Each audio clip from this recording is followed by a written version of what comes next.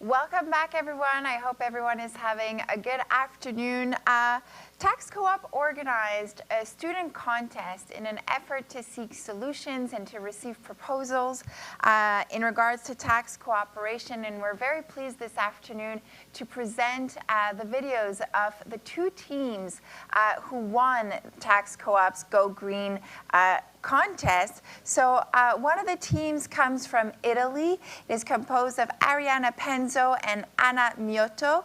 They submitted a project entitled Agrifood Taxation towards a sustainable and organic cultivation system.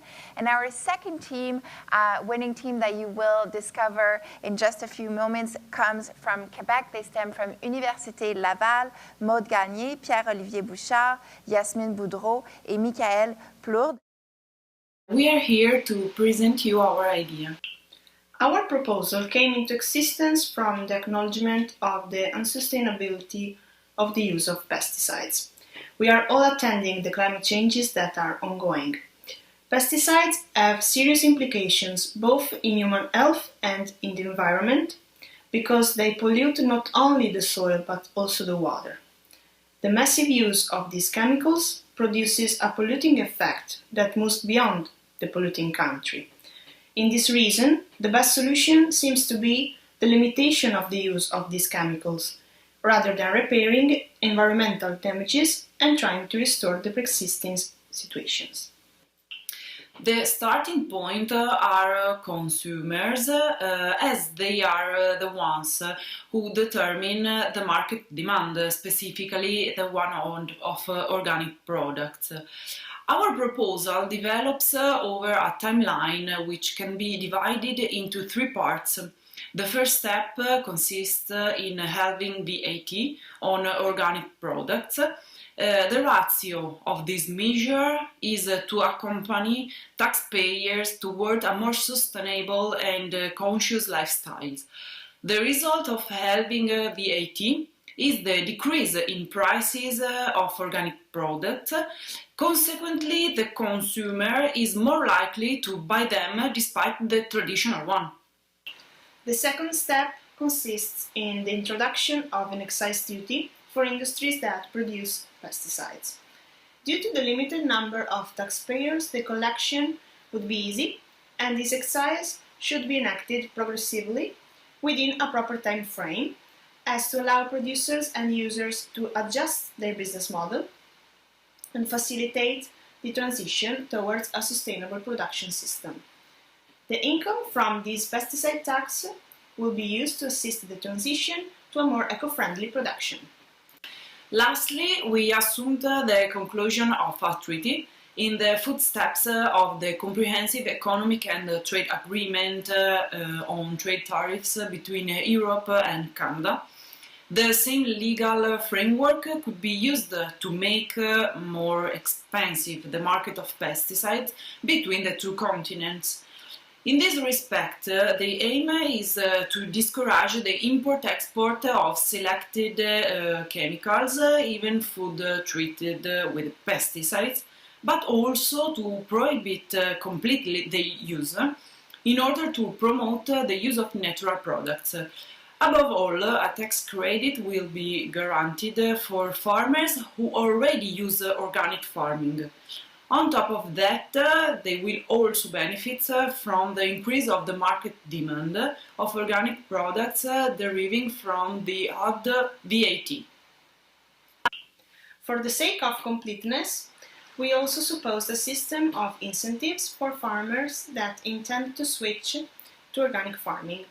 For example, they could join a lower agricultural income tax during this period, which has to be of maximum 2 years. In the short term, the Pier-Olivier tax on pesticides will produce huge revenues that, in addition to being used for incentives, could be spent for training courses with the purpose of educating and informing farmers towards organic farming. In the medium term, income and outgoings, to be exact, incentives, will be balanced. In the long term, due to the decrease of revenues, there won't be any incentive. The best option will be the conclusion of a treaty which more closely rates certain chemicals in order to prevent them from being used again.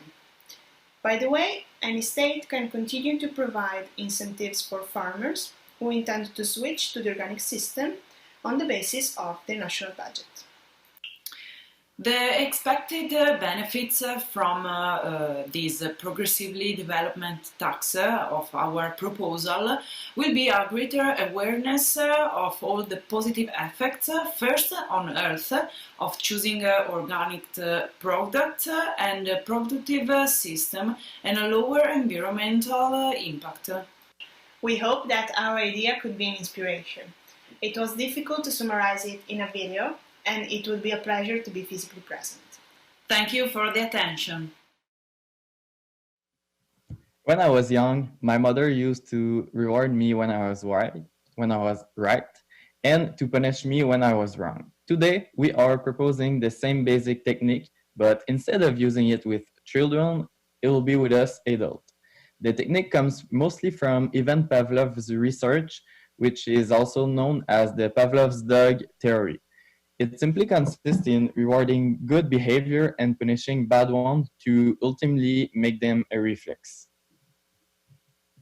Our presentation today will go as follows. We will start off with a project overview and our analysis on the subject. We will then transition on an industry perspective.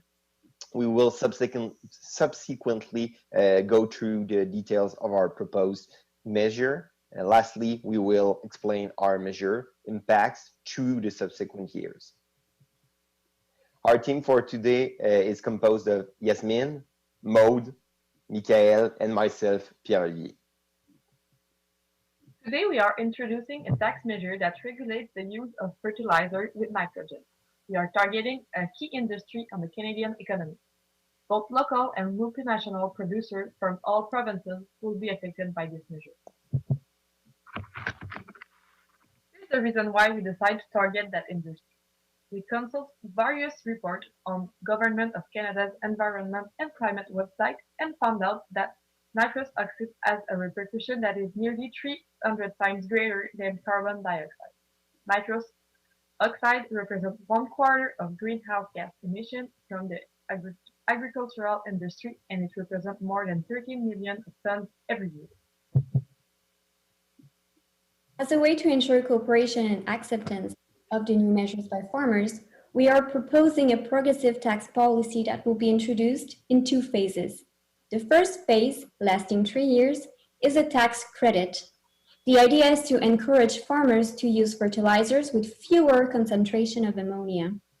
To reward properly the farmers for their efforts, this tax credit is determined accordingly with concentration, meaning that the cleaner is the fertilizer, greater will be the credit.